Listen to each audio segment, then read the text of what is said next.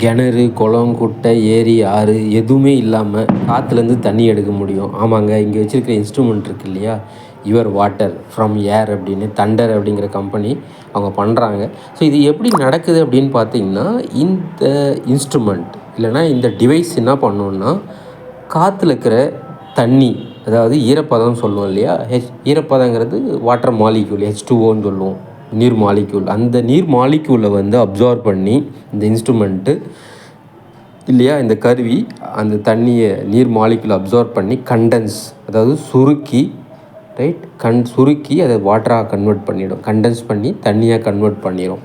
So இந்த இன்ஸ்ட்ருமெண்ட்டுக்கு நீங்கள் power கொடுத்ததே ஆகணும்.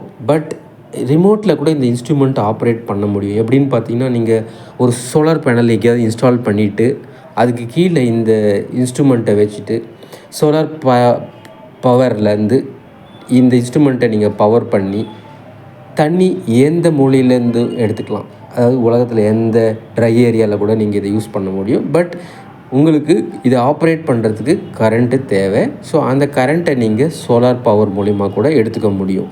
ஸோ அதனால் நீங்கள் கிரிட்டை தான் நம்பி இருக்கணுன்ற அவசியம் கிடையாது.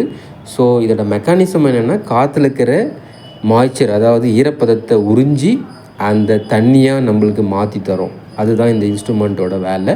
ஸோ இதில் வந்து நீங்கள் ப்யூரிஃபையர் போட்டு நம்மளுக்கு குடிக்கக்கூடிய லெவலில் தண்ணியை இதை உருவாக்கிக்க முடியும்.